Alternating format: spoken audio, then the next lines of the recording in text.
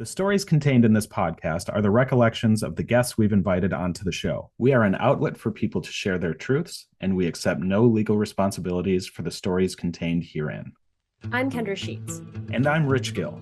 And this is Enough, a podcast that aims to shine light into the darkened corners of the music industry while discussing the ways we can and should improve ourselves and, in turn, our community. Welcome back to another episode of the Enough podcast. We are lucky enough today to have our guest be Cristy C, who is a musician, an artist, a novelist, a all-around Jill of all trades. Cristy, would you like to give us a little bit of an introduction about who you are and kind of how you got into music in general? Yeah, I'm Cristy Rode. I'm from Miami, Florida, and I grew up around lots of salsa music and Latin music, and I'm first generation Cuban. We just really had our own world of 80s pop that was like the era of the Go-Go's and Cyndi Lauper, where we had Flangs and Judy and Veronica Castro, who was kind of like a more Susie Sue kind of Latin pop. And I loved these women. The music videos were so weird. A lot of songs about empowerment and owning yourself, like a lot of, Go-Go's and Cyndi Lauper lyrics. And Flangs had a song, the chorus was like, no controles mis vestidos, no controles mis sentidos, which is like, don't control how I dress, don't control how I feel. Music was this universal language. I was always a visual artist, and my dad, who left when I was 3, and it inspired me and my sister to be visual artists and get really into drawing and painting. And I didn't love art as a scene or as a community. I loved artists, because I felt this very deep, beautiful connection to like salsa music, Juan Luis Guerra and Celia Cruz. Growing up with all that political and beautiful Latin music about resilience and about land and about culture was really exciting and inspirational. But I felt like I didn't know who I was. Afro-Cuban and just like the stuff I was growing up with, it just felt like a little utopian. Like music felt very utopian. And then the American stuff, it was like Michael Jackson and Prince. And I was like, wow, that's so cool. Music is cool. That's where the devil goes to be free. And Boy George is there waiting. And I felt like rock and roll becoming my identity and more of a thing, the more like othered I felt as queer, as working class. My family, it was all women. They were all working multiple jobs. I was raised by my abuela. My abuela was always home. I felt like we had this very structured life that was very community focused and cultural focused and family focused. And then, I loved the Beatles. That was like the first obsession. And then I got really into Aerosmith, and I got really into metal, like Lita Ford and Ozzy Osbourne and Def Leppard. I loved Lita Ford and Queen. It was like I was seeing these images of queerness and of women, and I felt very safe, and it was very exciting, but it felt very alone. And then I would see these other kinds of rock, like Patti Smith and the Ramones. And then I heard Green Day, and then everything changed forever. And it was just like these deep lyrics about like survival and gender and love and being in love. But it was never like, I'm in love with you. It was always like, everything is terrible. The world is terrible. I want to die sometimes, but our love is like a savior. But there was still punk rock songs. Then also the fact that Green Day were playing shows with bands like Blatz. They were on tour with Pansy Division when I discovered them.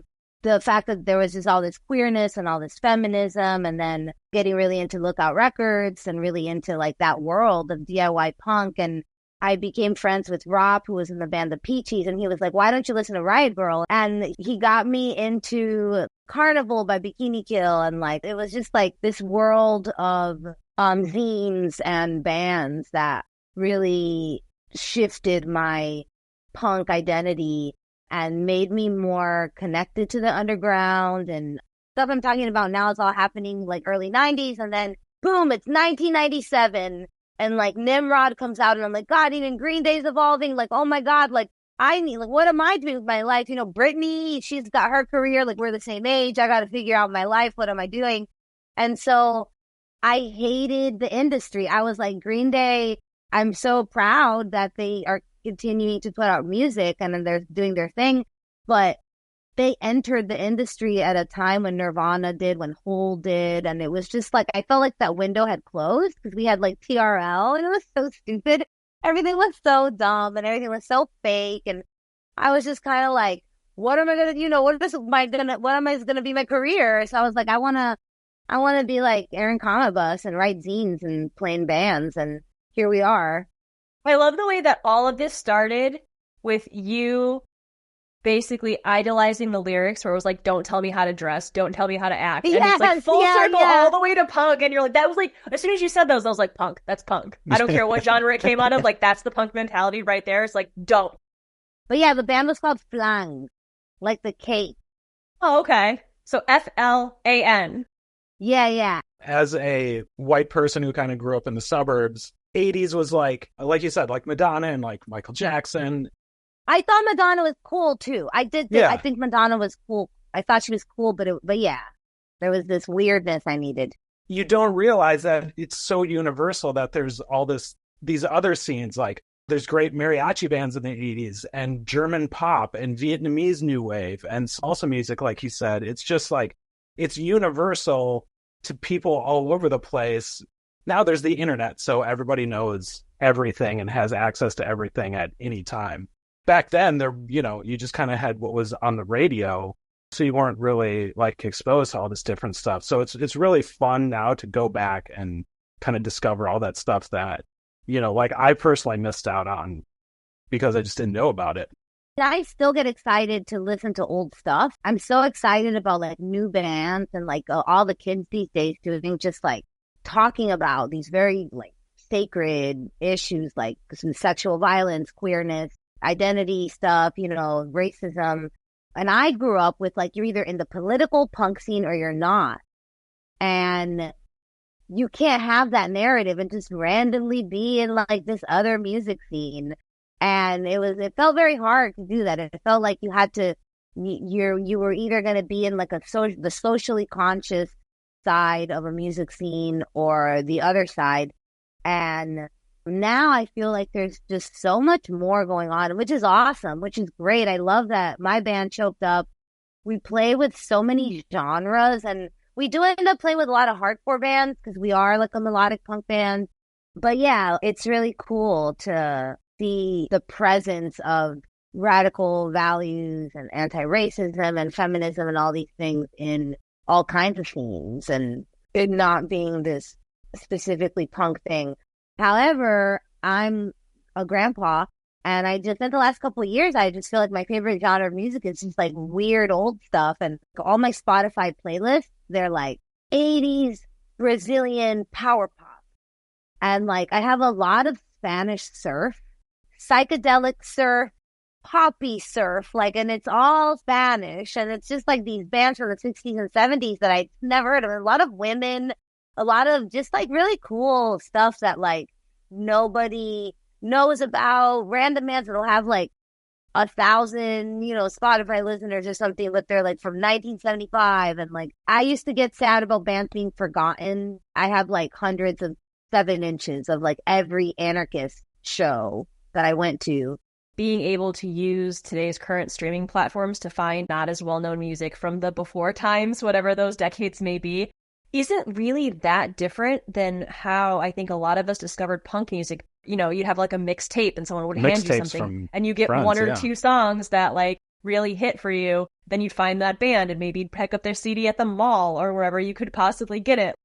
Yeah, the strangeness was so magical. I do think that there still is a certain magic that happens before a band gets big or before anything gets known. In whatever town you live in. I feel like there's so many local bands that like we freak out about at shows. And like if they blow up, it's like I would be so proud, like a tia, like, oh, yeah, like, yes, you're, at the same time, there's like that still that like, oh, I knew them back in the day. And now whenever there's a band that like does have that like small crowd or that small following that like creates sing-along moments and stuff like that, like, it's so magical, and it's like, yes, punk isn't dead, or at least, like, sanctity isn't dead in music and art. I work a couple days a week at a local record store, and it's still one of my favorite things to do is if someone comes up with, like, a punk or like an indie rock record, and it's like, oh, if you like this band, you should check out this band. And then they'll come back later and be like, oh, I checked out Bikini Kill or like X-Ray Specs or something. It's like, I really liked them. Like, that was awesome. Makes my heart feel good and still pass that on. You mentioned a couple times some of the younger bands, younger people being currently more open, talking about violence and sexual assault and all of that through their songs and their music. Do you feel one of the things that I'm seeing, or that I think I'm seeing, is that it's becoming music in general? I feel like it's kind of moved into outside of punk, and other bands and other artists are now talking about this in a very open way. There's kind of like a cultural oversaturation for sexual assault and violence. Like, you see it on shows, you see it in movies, you see it everywhere. Do you think that the conversation that is now taking place with a lot of bands and artists is a response to that? Do you think it's just kind of the way the culture is trending? Like, what have you noticed? I do see it as like the way it was with any kind of visibility of marginalized communities, where it was like a battle cry and a lot of survivors being like, finally, I can tell my story. But because of that, it becomes a commodity and a cash cow. And, with the success of TV shows about sexual violence or movies, sometimes they can be great films or great books, but then I look back at, the movie Hard Candy. I remember when that came out and a lot of us being like, fuck yeah, that is the wildest movie. What? And like nobody knowing it exists. Like, why is that, and the fact that it took. That was my favorite horror movie for a while. Yeah.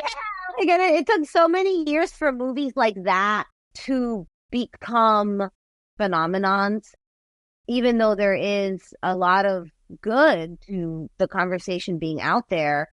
I feel like there's also a lot of danger, because with the elevation of any identity or experience, there's going to be the elevation of challenging it and normalizing that challenge, normalizing that narrative of like, well, some people lie about abuse. It's like everybody can lie about anything. And like focusing on that is just something that has always been done by the mainstream, just kind of challenging the fact that there is violence, challenging the fact that there is these terrible things continue to happen, acknowledging it and demanding respect and demanding healing is very revolutionary and powerful and important. And we have to constantly remind people that, because there's always going to be people with power who love that these rapists get away with being seen as heroes.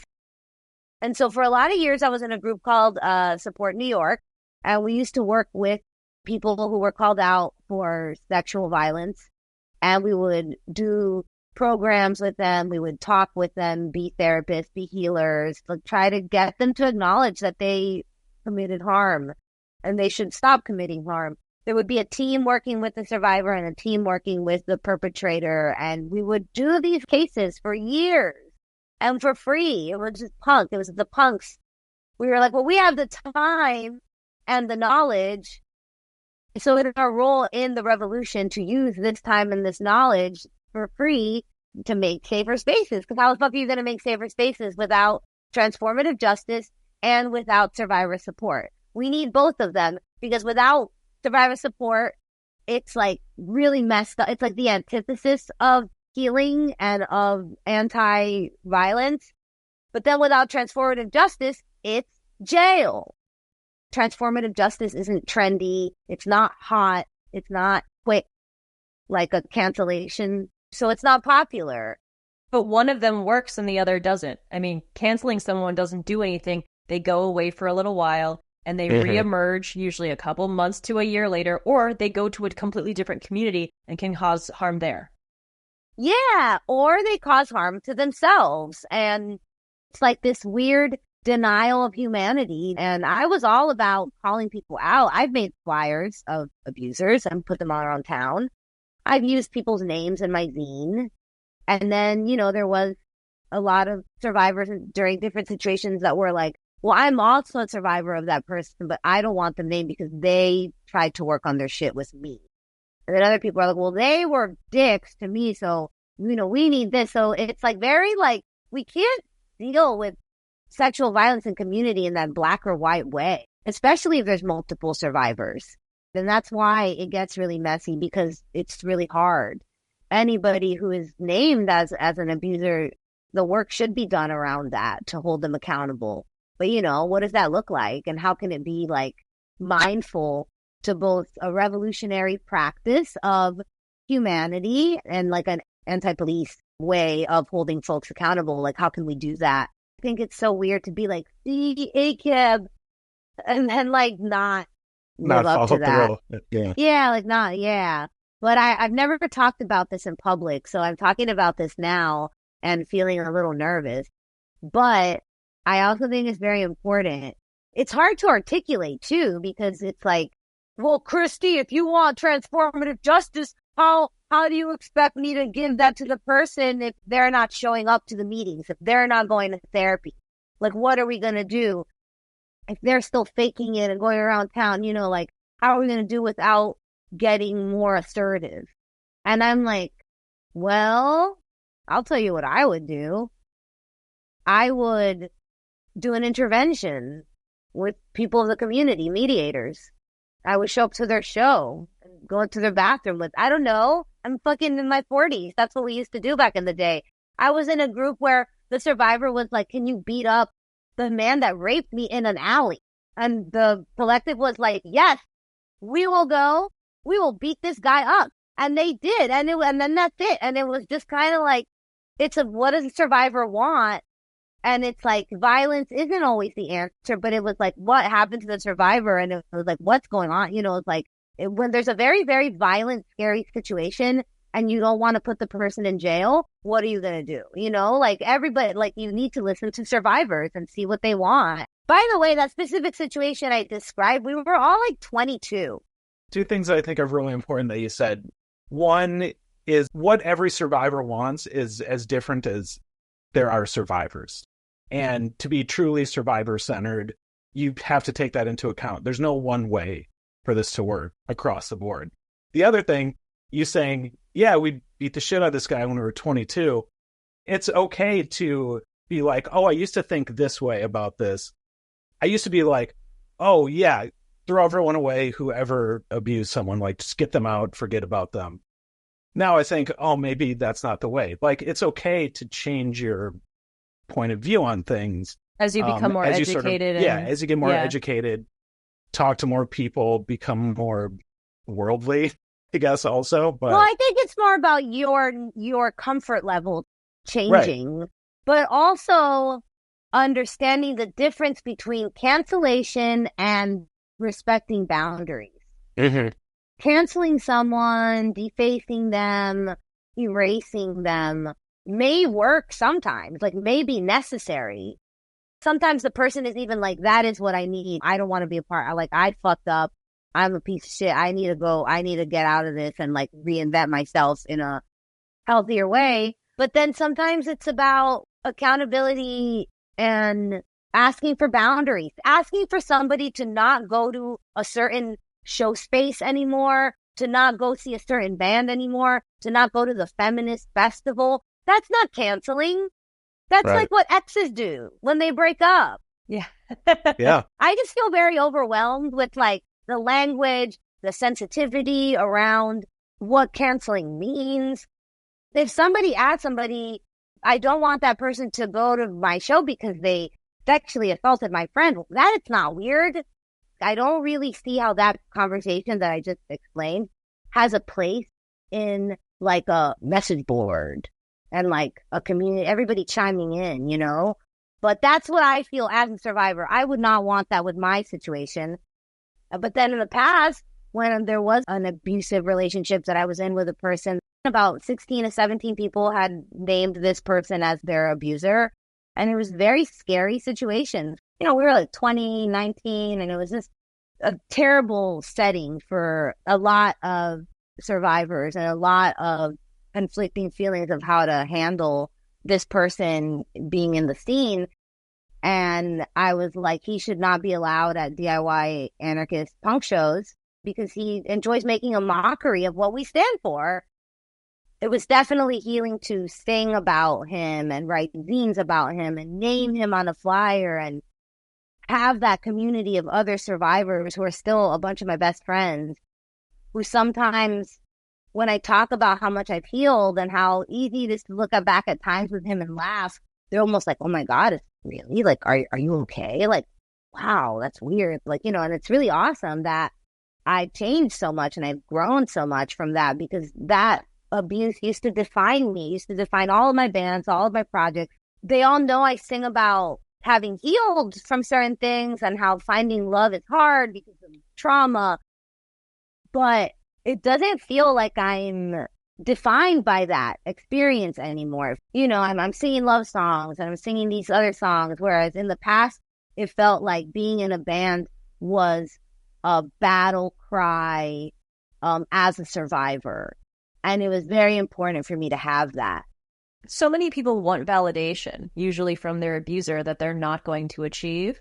So if you're able to get that in large doses from even people you're not really familiar with in an online community or just some sort of larger space, that's the closest that people kind of feel like they're getting to flipping that switch that they're looking for. It's also important to name violence and name abusive people in the community and in the world, and for there to be transparency around that. At the end of the day, it took me many years to realize the importance of like going inward and thinking about how that pain affected me and how that pain changed me, how my clothing changed, how my hair changed. I never sat and thought about that. I just basked in the change and was like, well, I'm a survivor and I'm angry and it's fucking awesome. And that's very important to experience. I think that we should never derail a survivor from that moment of rage. I think it's very important for them to have that. But yeah, it took me many years to realize the importance of going inward. But at the same time, I don't regret the moments of being loud and asking for accountability. And trauma is not just what we talk about here on the podcast. It's not just sexual abuse, violence, domestic violence, assault, anything like that.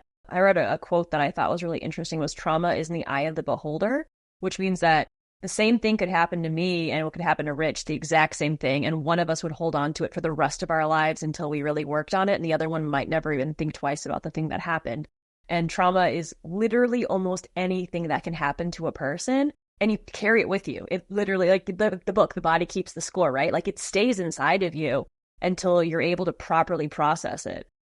Oh my God, I've had all these years of knowing that I had abuse trauma and knowing that it was affecting my art, knowing that it was affecting my relationships, my reactionary responses to abandonment, my reactionary responses to mind games and mean girl stuff and jealousy. Yeah. Like I act like jealousy is this like evil thing. If you act upon a jealous feeling, you are evil. And I'm just like, why am I like that? Why can't I just let people be jealous, And then realizing that it was just this defense that I developed because a lot of the sexual violence that happened back in the day was always masked by like, well, it's polyamory. Anything can happen in polyamory. And it was just like this terrible, terrible introduction to polyamory.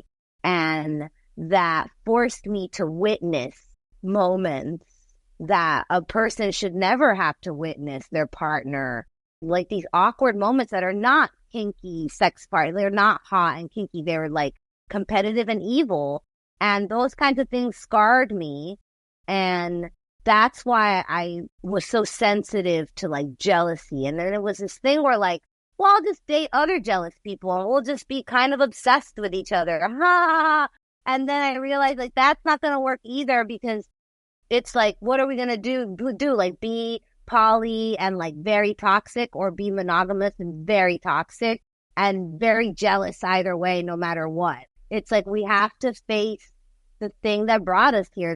Entering this like new kind of healing, as opposed to just the many years of Riot Girl, of telling my story, of community, of therapy, and knowing that sexual violence made me have certain kinds of responses was very magical and important and healing and necessary.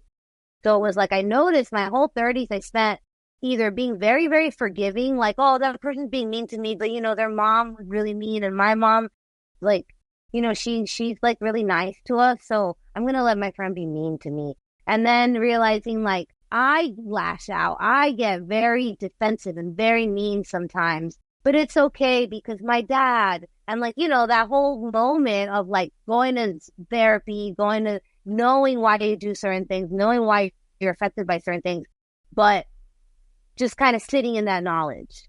And that's great too. I feel like it's like if you're sitting in that knowledge, you at least have the knowledge and like, I don't know, I feel like we shouldn't judge ourselves for like wallowing in that, in whatever stage of healing, but I definitely, during lockdown, I was like, I don't give a crap if my mom or my dad or who the fuck is the reason for me reacting this way. I don't want to react this way ever again to like my crush, like, like doing some weird shit on Instagram, like, like my crush getting jealous of me and then making me jealous on purpose. Like, who cares? Like, that's called queer baby Olympics, and it shouldn't affect any of us. And it got to the point where it was like, and like, I just needed to not be triggered anymore. And I was like, how can I not be triggered ever again? That was my lockdown fantasy. I think that like our traumas and our triggers define us, as especially in punk rock bands, because we're here to scream and romanticize our trauma almost. That's what artists do. And it's really beautiful and amazing. But what I'm excited about the new book is like having spent all this time articulating, the healing and the magic and how a complicated, lustful relationship can look shitty or abusive or coercive or, all these things. But it's really up to us to decide that. I think it's very empowering to see like, oh, I very much care for that friend who is being a jerk. And I know why they're being a jerk. So I'm going to walk away and I'm going to go like, yoga about it and take herbs. And I really like lemon balm leaf, passion flower, and motherwort for anxiety. And that's the thing. It's like you just figure out your healing, be getting into herbs and pre-colonial healing methods that feel as anarchist or as punk rock as a song I wrote with my band, the Home Wreckers, that was called Destroy Me. Destroy me? I'll destroy you. It had like a question mark in there. And yeah, it was about sexual violence. And the lyrics were like, fuck me over, darlings, what you heard when I said go fuck yourself. Why not go fuck yourself? Go fuck yourself. Go fuck yourself, my love. And like singing that song, like one of those moments of like, I have healed. Like, I have officially healed. Like I am singing to this person. I'm saying, go fuck yourself. And it's so meaningful and it's so beautiful. And that's very important. And just because right now that's not what I want, it doesn't mean that that's not important. It just means that right now I want lemon balm leaf and somatic like practice and like womb yoga. I just like want to do these other things to like dispel the triggers and dispel the trauma, knowing that communicating with this person, it's not the medicine anymore. Enough is a podcast centering on surviving abuse, harassment, and assault in the music scene. To help get the word out, please like and subscribe and share with your friends. In 2025, we are interested in talking to teachers, authors, artists, activists, counselors, community organizers, and anyone else who is dedicated to making a positive impact in their music community and our society as a whole. If that sounds like you, please reach out to us at thisisenoughpodcast@gmail.com.